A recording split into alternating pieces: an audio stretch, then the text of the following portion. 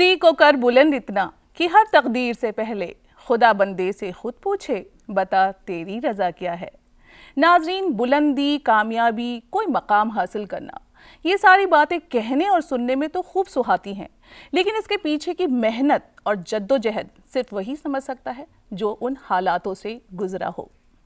आदाब, खैर मकदम है आप सभी का हमारे प्रोग्राम गुफ्तगू में। जैसा कि हम सभी जानते हैं कि अपने इस प्रोग्राम गुफ्तगू में हम आपकी मुलाकात करवाते हैं मुल्क की नामी गिरामी हस्तियों से, शख्सियात से। इसी सिलसिले में आज हमारे स्टूडियो में हमारे साथ मौजूद हैं एक बेहद नामी हस्ती जो एक बेहद अच्छे साइंसदान हैं और इसी के साथ ही बहुत अच्छे इंसान भी हैं। जी हाँ, हम बात कर रहे हैं मनोज पटेरिया जी की। आपका बहुत बहुत खैर मकदम है। आज आप हमारे साथ स्टूडियो में हैं, ये हमारे लिए शर्फ की बात है।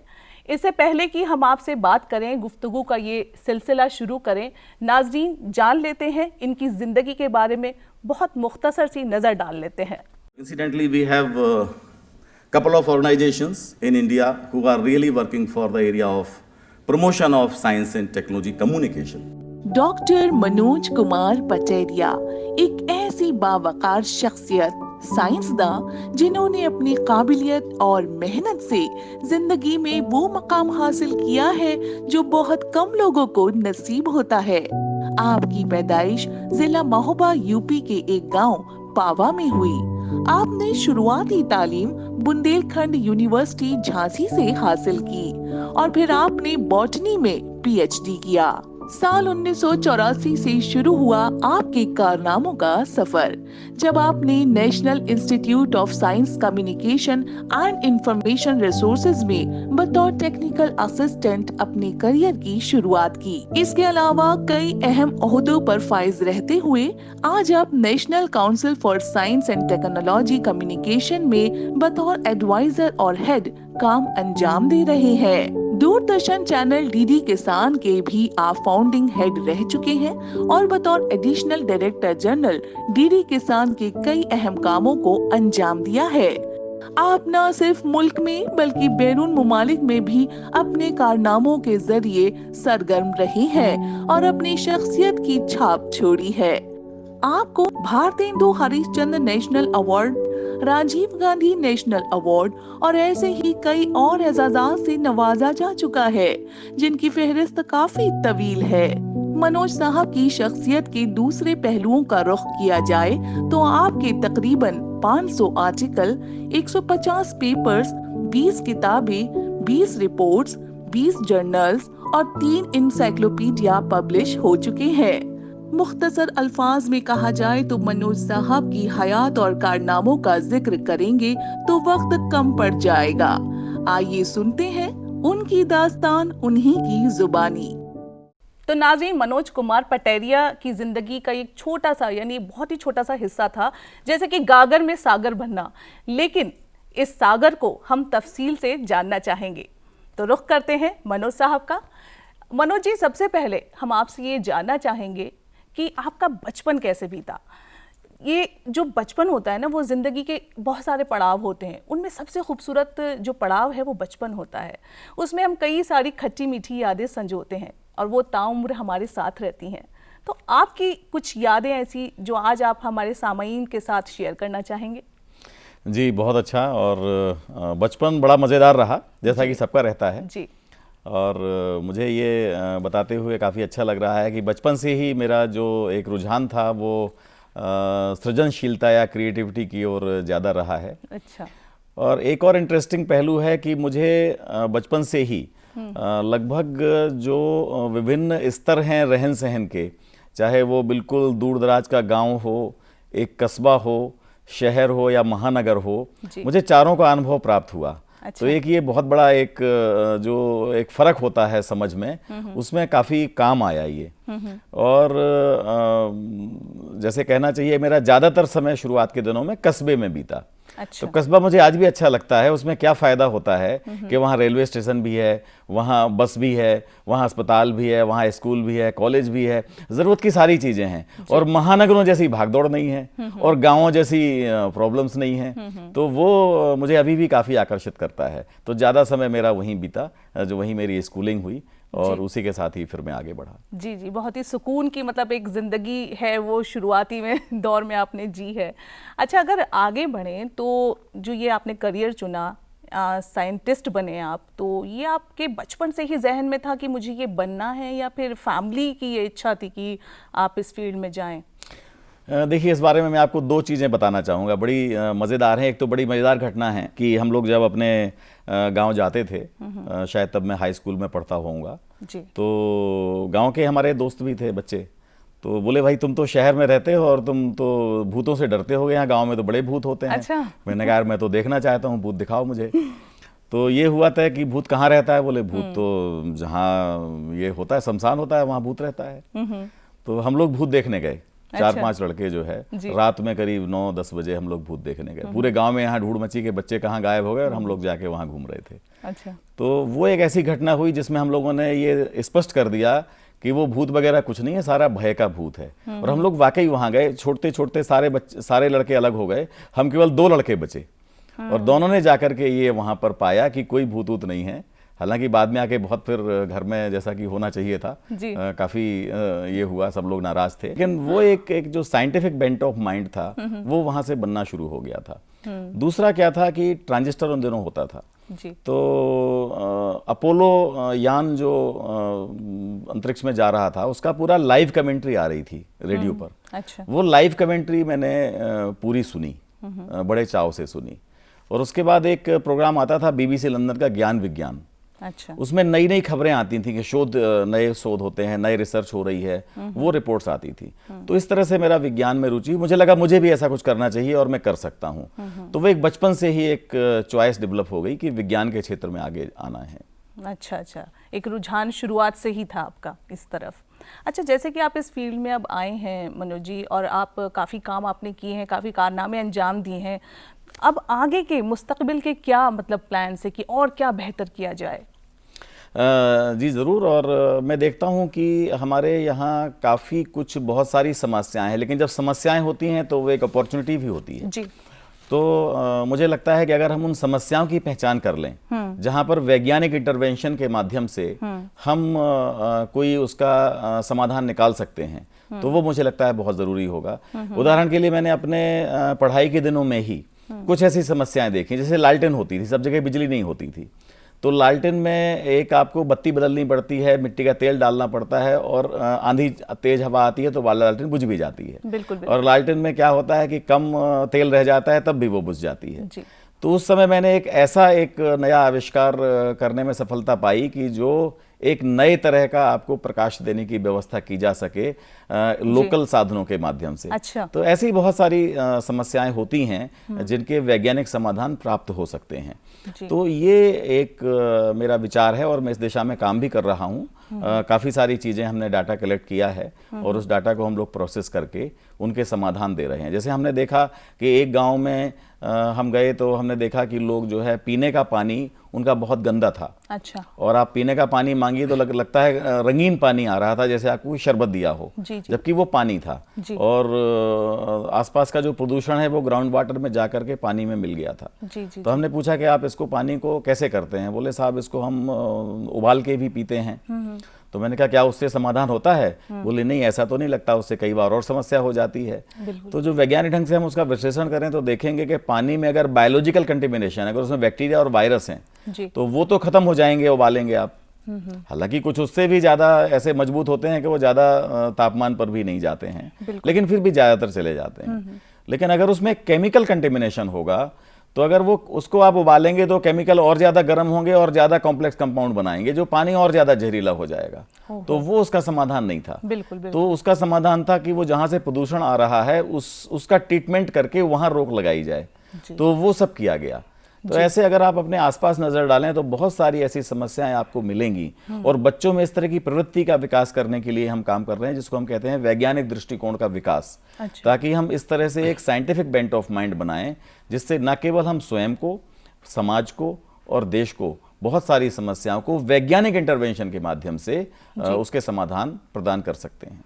जी जी जी, बहुत अच्छी आपकी सोच है। सर, आपका इतना लंबा तजुर्बा रहा है इस फील्ड में, इस शोबे में, तो कई उतार चढ़ाव भी आपने देखे होंगे।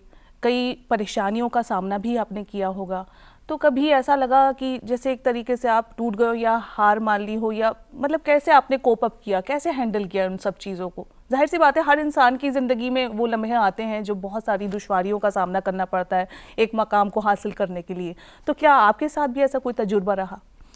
देखिए, ज़्यादातर जो मेरे जो साइंटिफिक परस्यूट्स थे जी। उन पर तो मैंने जो ये किया उन पर उसका समाधान प्राप्त किया और उसको आगे बढ़ाया, और मुझे बहुत खुशी होती है कि मुझे उसमें काफ़ी सफलता मिली।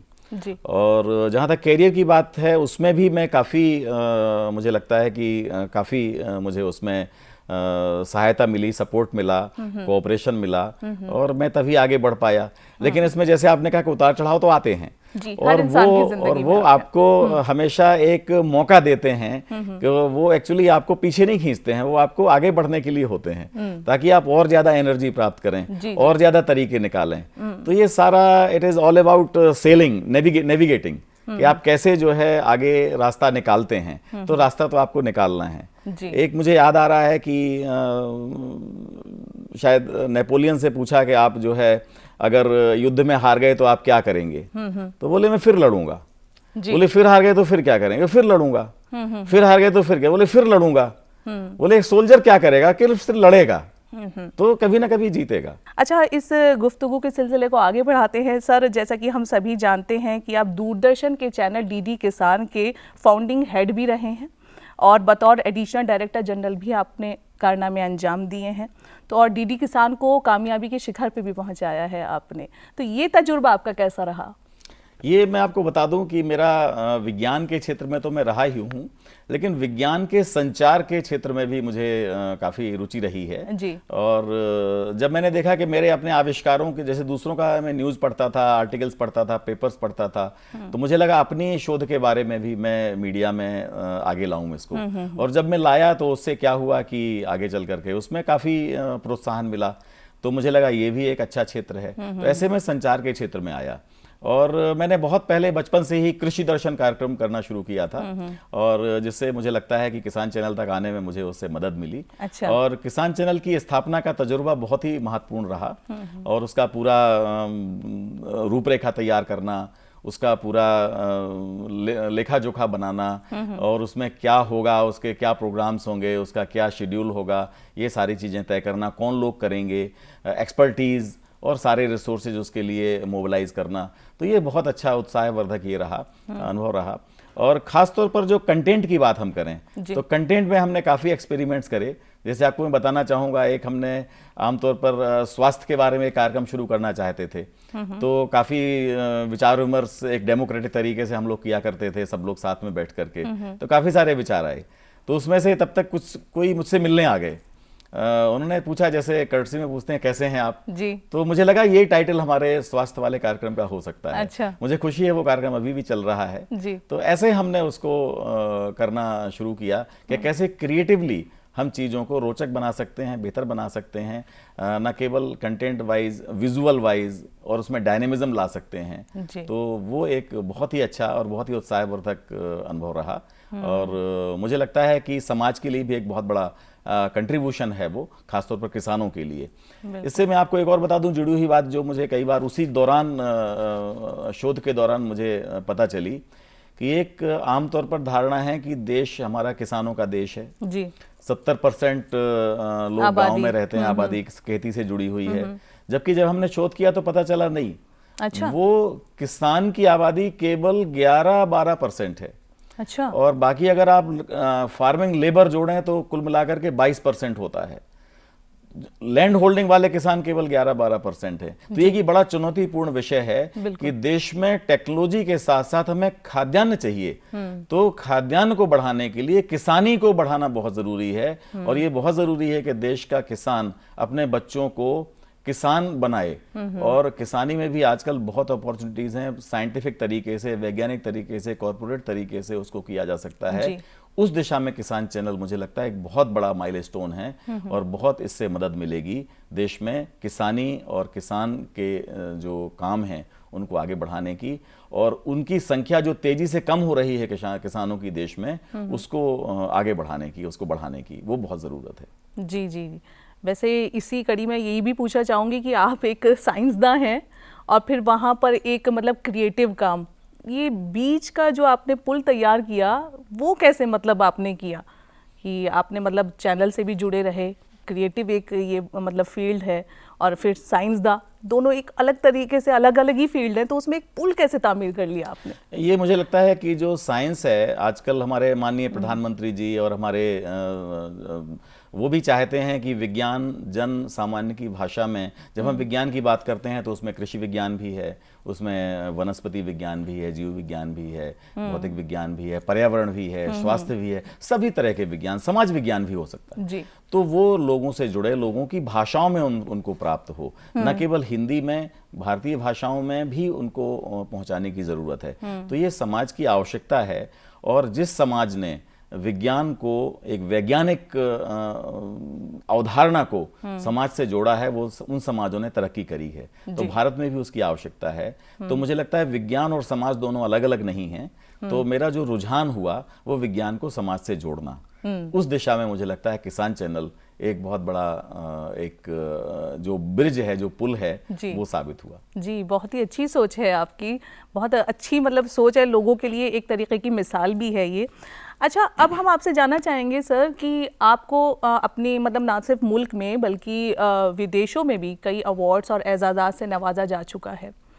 आपका वो पहला अवार्ड जब आपको मतलब हासिल हुआ, दिया गया आपके कारनामों के लिए, उस लम्हे की लज्जत क्या थी, ये आप हमसे शेयर करें। ये बहुत ही इंटरेस्टिंग है और बहुत ही महत्वपूर्ण है। पहला अवार्ड मुझे बचपन के दिनों में मिला था जब मैं पढ़ता था जी। और एक राष्ट्रीय विज्ञान प्रदर्शनी होती है जो NCERT उसको प्रायोजित करता है और वो पहले जिला स्तर पर होती है, फिर प्रदेश स्तर पर होती है, फिर राष्ट्रीय स्तर पर होती है। तो उसमें इलाहाबाद में वो एक बार प्रदर्शनी हो रही थी और उसमें मुझे भाग लेने का मौका मिला। तब मैं इंटरमीडिएट में पढ़ता था जी। तो उसमें मैंने एक अपने आविष्कार का प्रदर्शन किया और उसमें मुझे फर्स्ट प्राइज और गोल्ड मेडल मिला, जो उस समय के हिसाब से मेरे लिए बहुत बड़ी उपलब्धि थी और मुझे आशा भी नहीं थी, पता भी नहीं था कि मुझे अवार्ड मिलने वाला है। अच्छा। और मैं अपने दोस्तों के साथ बिल्कुल पीछे जाकर के आराम से बैठा हुआ था जो प्रोग्राम चल रहा था। तो जब वो नाम पहले उन्होंने नाम लिया प्रदेश का, फिर नाम लिया उन्होंने मेरे शहर का, फिर नाम लिया मेरे कॉलेज का, स्कूल का, तो मुझे लगा ये बोले ये तो तुम अपने उसका स्कूल का नाम है। फिर उन्होंने ये मेरा नाम लिया तो एकदम से मुझे लगा कि भाई ये क्या है। तो सबने मुझे उठा लिया और मैं फिर आगे तक ले गए और फिर उन्होंने उसको जो है वहाँ पर अवार्ड मिला। उसके साथ ही जो आपने पहले एक बात पूछी थी उतार चढ़ाव वाली, मैं बता दूं कि बहुत साथी जिनको नहीं मिल पाया वो लोग इससे नाखुश हुए और जब तक मैं वापस अपने पंडाल में पहुंचा वो सारा उसका जो है तोड़ ताड़ के उन्होंने मेरे मॉडल को सारा बराबर कर दिया था। हालांकि बाद में वो लोग भी मेरे दोस्त बन गए। तो इस तरह से चीजें आगे बढ़ी। अच्छा, ये बताएं कि सर हमने सुना काफ़ी मतलब किताबें भी लिखी हैं और आर्टिकल्स भी आपके कई छपे हैं, तो इस बारे में आपका क्या तजुर्बा रहा, ये सामाईन को बताएं आप। ये उसी प्रयास की एक कड़ी है, जैसे मैं बताना चाहूँगा कि विज्ञान को समाज से जोड़ने की। तो उसमें जैसे मेरा रुचि का विषय एक रहा है बायोटेक्नोलॉजी, तो बायोटेक्नोलॉजी पर मैंने एक किताब लिखी। अब बायोटेक्नोलॉजी में बताना चाहूँगा कि जनरली क्या होता है कि हम जब विज्ञान की बात करते हैं तो हम प्योर विज्ञान की बात करते हैं। जब प्योर विज्ञान की बात करते हैं तो समाज से वो कट जाता है जी। जैसे बायोटेक्नोलॉजी में एक शब्द है जिसको हम कहते हैं सैटेलाइट DNA। अब सैटेलाइट DNA अगर आप देखेंगे, उस पर देखेंगे, डिक्शनरी में देखेंगे तो सैटेलाइट का आपको आएगा उपग्रह। DNA ठीक है, DNA तो आप उसको आमतौर पर सैटेलाइट DNA लिख देते हैं, लेकिन आम आदमी तो उसको समझ नहीं पाता। वो मन में कई सोचेगा अच्छा सैटेलाइट DNA मतलब ये क्या सैटेलाइट से आया है या क्या सैटेलाइट में पाया जाता है, मतलब कुछ वो बहुत ही अजीब सा एक उसका मीनिंग जाएगा। तो आम लोगों को अगर आपको बताना है तो ये बताना चाहिए मेरे विचार से, ये मैंने उसमें कोशिश करी कि सैटेलाइट DNA का एक ऐसा टुकड़ा है जो एक जीवधारी के DNA को दूसरे जीवधारी के DNA में जोड़ने का काम करता है। अच्छा। जिसको हम जेनेटिक इंजीनियरिंग बोलते हैं, बायोटेक्नोलॉजी भी बोलते हैं। तो उसको हम कैसे चेंज कर देते हैं उसके बिहेवियर को। जैसे अभी हाल ही में एक आनंद चक्रवर्ती का निधन हो गया, उन्होंने पहला पेटेंट लिया था बायोटेक्नोलॉजी पर। उन्होंने एक ऐसा बैक्टीरिया बनाया था जो पेट्रोल खा सकता था। अच्छा। तो उन्होंने दो जीवों के गुण को एक जीवधारी में डाल दिया था। और जहां समुद्रों में पेट्रोल का रिसाव होता है, जहाज जाते हैं, शिप जाते हैं, तो उससे क्या है, पेट्रोल सतह पर फैल जाता है, तो उससे प्रकाश नीचे नहीं जा पाता, मछलियां और जो एक्वेटिक लाइफ है उसको नुकसान होता है। तो वो बैक्टीरिया बनाया था, अगर आप उसमें डाल देंगे बड़ी जल्दी मल्टीप्लाई होगा और वो सारा पेट्रोल साफ कर देगा, तेल साफ कर देगा, सतह क्लियर हो जाएगी जी। तो इस तरह का अगर आप करते हैं तो आपको एक डीएनए तो जानते हैं जेनेटिक मटेरियल है, गुणसूत्र जिसको हम बोलते हैं, तो वो एक पीढ़ी से दूसरी पीढ़ी में ले जाते हैं। लेकिन वो अगर दो जीवधारियों के गुण अगर हम उसको एक में करना चाहें तो उसको हम जेनेटिक इंजीनियरिंग से बायोटेक्नोलॉजी के थ्रू कर सकते हैं। तो अगर उसकी सैटेलाइट डीएनए की बजाय ये बताया जाए कि डीएनए का एक ऐसा टुकड़ा, वाहक डीएनए हम कह सकते हैं, वाहनम कह सकते हैं, या उसको हम पूरा एक्सप्लेन कर दें एक लाइन में कि डीएनए का एक टुकड़ा जो एक जीवधारी से के गुण दूसरे जीवधारी के गुण में जोड़ने का काम करता है जी। तो इस तरह से मैंने वो किताब लिखी, पर्यावरण पर लिखी। फिर बाद में धीरे धीरे विज्ञान संचार पर भी मैंने किताबें लिखी, विज्ञान पत्रकारिता जिसमें कृषि पत्रकारिता और पर्यावरण पत्रकारिता इन सभी का समावेश भी है। तो ये धीरे धीरे विकास हुआ। फिर एक पूरी की पूरी विधा का विकास हुआ है इससे, जिसको हम साइंस कम्युनिकेशन कहते हैं। तो साइंस कम्युनिकेशन का पूरी दुनिया में एक तरह से जो विकास हुआ है उसमें भारत का बहुत बड़ा योगदान है जी। तो उस वजह से ये जुड़ाव भारत का और अंतर्राष्ट्रीय ये हुआ और उस पर बहुत कम प्रयास किए गए थे। तो भारत में जो ये प्रयास हुए उनके माध्यम से दुनिया से इसको जोड़ने का मौका मिला, जिसको पूरी दुनिया ने रिकॉग्नाइज भी किया। तो ये इस तरह से पूरी यात्रा जो है इसकी शुरू होती है। जी, बहुत ही अच्छी आपका ये सफ़र रहा। अच्छा, अब आपसे जानना चाहेंगे डॉक्टर साहब कि कोविड-19 जाहिर सी बात है कि पूरी दुनिया खौफजदा है और अभी तक इसका ख़तरा टला भी नहीं है। तो ये जो दौर चल रहा है बहुत ही ख़राब दौर चल रहा है, एक तरह से हम सबके लिए कि ये इम्तहान की घड़ी है। तो आपका क्या नज़रिया है इस दौर में? और हमने सुना है आपने एक किताब भी लिखी है कोविड-19 के ऊपर, तो उसके बारे में भी हमें बताएं। जी, ये बहुत अच्छा है। पहले तो मैं ये कहूँगा कि हाँ, दौर तो है, सतर्कता का दौर है, हमें ध्यान रखना है और बहुत सतर्क रहना है जब तक उसका समाधान नहीं हो जाता। और हो जाने के बाद भी हमें सतर्क रहना है, केयरफुल रहना है। हमने वही बात फिर कि जनमानस से कोविड-19 के बारे में जो जानकारियां हैं उसके बारे में क्या क्या डूज एंड डोंट्स हैं, क्या करना है क्या नहीं करना है, ये बहुत पहले ही हमने अप्रैल में एक प्लेटफॉर्म, किताब ना कह करके एक मल्टीमीडिया प्लेटफॉर्म उसको हम कहते हैं, जिसका नाम है कोविड कथा। कोविड कथा बड़ा डिफरेंट सा नाम है, बहुत ही उसके लिए भी हमने थोड़ा प्रयास किया था कि ताकि हम इसको अगर हम टेक्निकल नाम रखेंगे तो समाज से नहीं जुड़ेगा। जी जी। और बल्कि हमारे माननीय विज्ञान और प्रौद्योगिकी मंत्री और स्वास्थ्य और परिवार कल्याण मंत्री माननीय डॉक्टर हर्षवर्धन जी ने उसको रिलीज किया। अच्छा। और उन्होंने कहा कि ये कोविड कथा हर एक को पढ़नी चाहिए, हर भारतीय के पास ये उनको इसको देखना चाहिए और पढ़ना चाहिए। उसमें फायदा ये है कि आप हर पेज, वो मल्टीमीडिया है, वो मोबाइल पर आप ले सकते हैं, किसी भी इलेक्ट्रॉनिक डिवाइस पर उसको ले सकते हैं। और उसमें हर पेज पर एक कार्टून बना हुआ है जिसको हम लोग साइंटून बोलते हैं, साइंस प्लस कार्टून। वो भी एक डेवलपमेंट है साइंस कम्युनिकेशन में कि कैसे हम कार्टून के माध्यम से विज्ञान को लोगों तक पहुंचा सकते हैं रोचक ढंग से। उसमें एक A to Z हमने उसके अक्षर लिए हैं और हर अक्षर से जुड़ी हुई जानकारी, जैसे हम अगर A है तो A को हमने उसमें लिया हुआ है, तो उसमें हमने ऐप के बारे में बताया हुआ है जो, या ऐसे और जो चीज़ें हैं। और उसमें नीचे की तरफ लिंक्स दिए गए हैं, जैसे नीचे वीडियो लिंक है, ऑडियो लिंक है, वेबसाइट्स के लिंक्स हैं।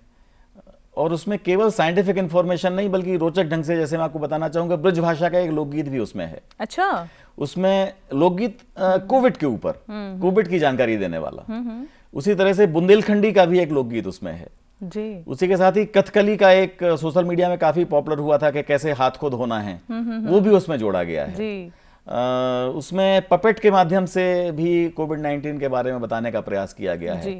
तो न केवल अप टू डेट, और सारी वेबसाइट जो हैं वो अपडेट होती रहती हैं, तो आप कभी भी उसको डाउनलोड करें और उसको लेकर के अपडेटेड जानकारी आप ले सकते हैं और रोचक ढंग से जानकारी प्राप्त हो सकती है।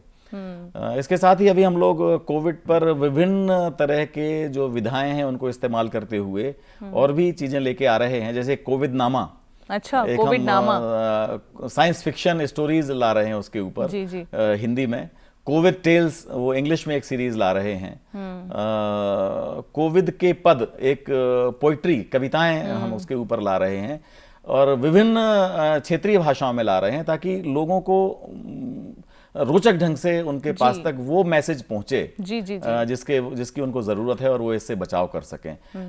कार्टून के माध्यम से, कॉमिक्स के माध्यम से, वो भी हमारा प्रयास है। वैसे आप ये बात सही कह रहे हैं मनोज जी, क्योंकि अगर आप कोई भी ऐसी चीज़ है, मतलब आप उसे अगर लोगों तक पहुंचा रहे हैं, आवाम तक पहुंचा रहे हैं और उसे बड़ी ही मुख्तलिफ ढंग से पेश कर रहे हैं ना, तो लोगों का इंटरेस्ट बढ़ता है। एक और बात बताना चाहूंगा, जहां मैं काम करता हूं, national council for science and technology communication, उसके तत्वावधान में हमने एक कार्यक्रम शुरू किया है, नेशन वाइड प्रोग्राम और ईयर लॉन्ग प्रोग्राम, जिसका नाम है year of awareness on science and health, YASH यश। अच्छा। तो ये जो यश प्रोग्राम है, ये पूरे देश भर में चलाया जा रहा है विभिन्न भारतीय भाषाओं में, और ताकि हम रिस्क कम्युनिकेशन के बारे में लोगों को बता सकें। रिस्क तब कहते हैं, जैसे अभी डिजास्टर भी कोई हो सकता है, ये भी एक तरह, पेंडेमिक भी एक तरह का डिजास्टर है, अर्थक्वेक की भी संभावना होती है, तो ये तरह तरह के, लैंडस्लाइड है, फ्लड्स है, तो जितने तरह के डिजास्टर्स होते हैं उनके बारे में भी जानकारी देने की, लोगों को प्रिपेयर्डनेस डेवलप करने के लिए ये हम पूरा का पूरा अभियान एक साल तक चलने वाला। आजकल हो भी रहा है जी। अब आप देखिए ना, जलजले हैं और ये पैंडेमिक तो है ही, जलजले भी खूब आ रहे हैं, बाढ़ है, ये सब तो काफी अच्छा कदम है। तो जानकारी ही पावर है, उसको हम बढ़ाने की कोशिश कर रहे हैं यश कार्यक्रम के माध्यम से। जी, बहुत खूब। डॉक्टर साहब, ये तो हुई कामकाज की बात। अब हम जानना चाहेंगे, हमारे सामाईन भी जानना चाहेंगे कि फुर्सत के लम्हों में आप क्या करते हैं। हर इंसान मतलब कामकाज के बाद कुछ फुर्सत के लम्हे जीना चाहता है, तो वो लम्हे आप कैसे गुजारते हैं? फुर्सत तो मिली नहीं और जी, थोड़ी बहुत भी जब भी कभी फुर्सत मिलती है तो यही सब करते हैं। अच्छा। मैंने उसमें कोई प्रोजेक्ट बनाना है जी, कोई राइटअप लिखना है, क्या कहूँ मैं, कई लोग पूछते हैं आपकी हॉबी क्या है। मैं हॉबी, यही जो मैं काम ने किए हैं वो मेरी हॉबी। और मैं ये बताना चाहूंगा कि कई लोगों को ये होता है कि उनका जो प्रोफेशन और हॉबी दोनों अलग अलग होते हैं। तो मेरे साथ ये प्रॉब्लम नहीं हुई है। एडवांटेज भी है और डिसएडवांटेज भी है कि मेरी अलग से कोई हॉबी नहीं है, मेरी हॉबी ही मेरा प्रोफेशन है। डॉक्टर मनोज कुमार पटेरिया जी, बहुत बहुत शुक्रिया आपका। आपने हमारे सामाईन को अपनी जिंदगी से जुड़े हुए इतने अहम पहलुओं की जानकारी दी। शुक्रिया आपका। जी, शुक्रिया आपका। तो नाजरीन, आज हमने मुलाकात की डॉक्टर मनोज कुमार पटेरिया जी से, जो कि एक साइंसदान हैं और बहुत ही अच्छे इंसान भी हैं। आज का सफ़र बस यहीं तक। अगली मर्तबा फिर होगी आपसे मुलाकात, फिर किसी हस्ती के साथ हम आपसे रूबरू होंगे। फिलहाल के लिए मुझे दीजिए इजाज़त। खुदा हाफिज़।